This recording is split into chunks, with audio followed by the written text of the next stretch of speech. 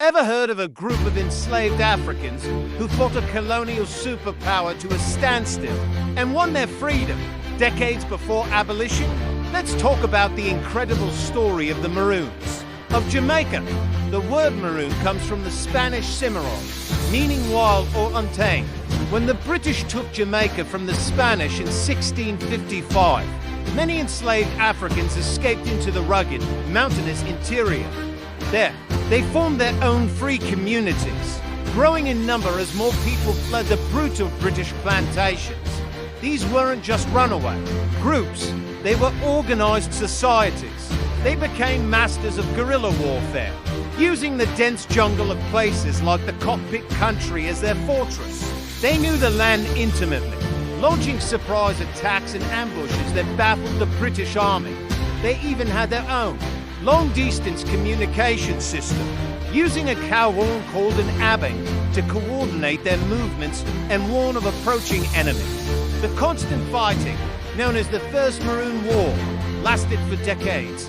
The British, frustrated and unable to conquer them, eventually had to sue for peace. In 1739, they signed treaties with the Maroon leaders, like Captain Cudjoe of the Leeward Maroons and the legendary Queen Nanny of the Windward Maroons. These treaties were groundbreaking. They officially recognized the Maroons' freedom, granted them land for their towns, and gave them the right to self-government. In exchange, the Maroons agreed to help the British against foreign invaders and to stop taking in new runaways. However, the peace wasn't perfect.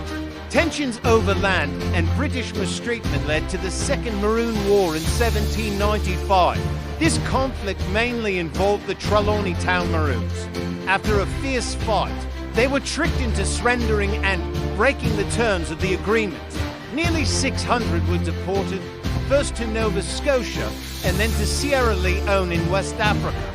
Despite this, the legacy of the Maroons is powerful and alive today. Four of the original treaty towns are Compton, Moortown, Charlestown, and Scots all still exist in Jamaica.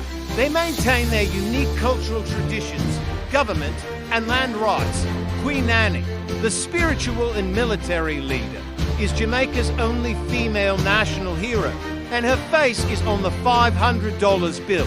Their culture, especially their music and spiritual practices, is even recognized by UNESCO as a masterpiece of human heritage.